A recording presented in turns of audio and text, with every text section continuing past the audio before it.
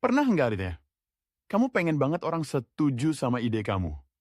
Udah jelasin panjang lebar, tapi kok ya nggak nyambung-nyambung. Rasanya kayak ngomong sama tembok ya kan? Pengennya punya jurus ampuh, biar orang langsung bilang, oke, aku ikut. Nah, gimana kalau aku bilang ada cara biar kamu bisa mempengaruhi orang tanpa mereka sadar? Ini bukan sulap, bukan sihir, tapi pakai psikologi. Hari ini nih, kita bakal kupas tuntas seni persuasi yang smooth dan etis. Lupakan cara-cara jualan yang maksa atau manipulatif. Kita bakal belajar cara kerja otak manusia biar kamu bisa lebih gampang nyambung sama orang lain. Siap jadi magnet ide. Oke, pertama-tama nih, penting banget. Kita nggak lagi ngajarin kamu jadi orang yang manipulatif atau nyebelin, ya.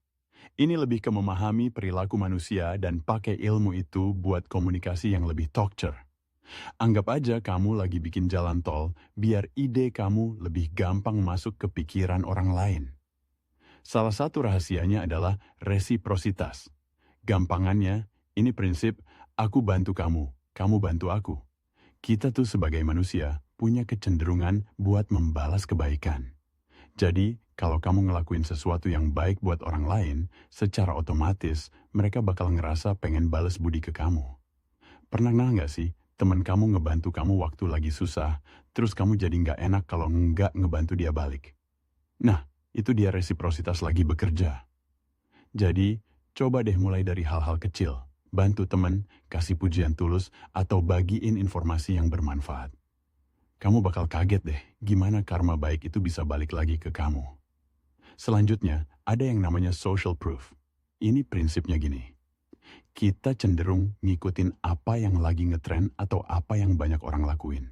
Kalau banyak orang bilang oke, kita juga jadi ikutan mikir oke.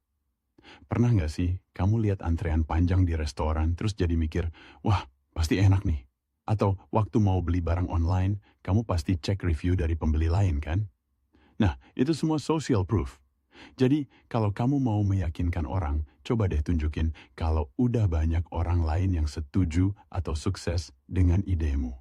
Kamu bisa bilang, banyak kok yang udah nyoba dan berhasil. Atau, tim kita udah pakai cara ini dan hasilnya bagus banget. Oke, sekarang kita bahas cara bikin sesuatu kelihatan special. Ini namanya scarcity atau kelangkaan.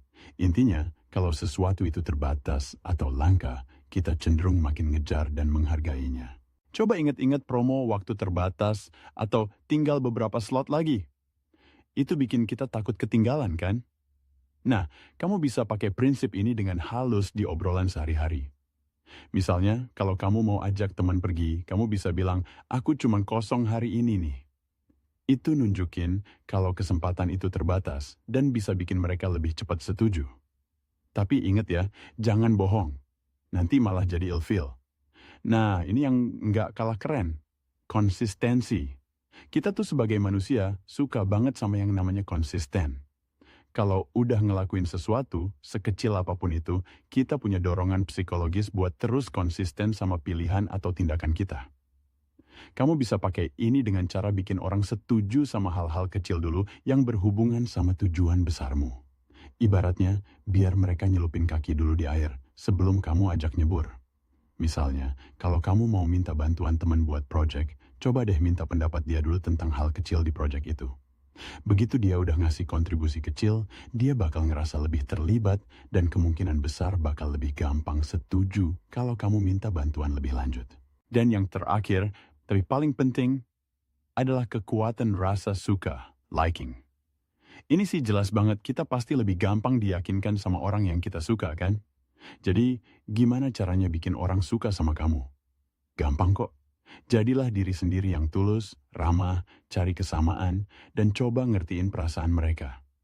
Dengerin baik-baik waktu mereka ngomong, dan coba lihat dari sudut pandang mereka. Kalau orang ngerasa dimengerti dan dihargai, mereka bakal lebih terbuka sama apa yang kamu omongin.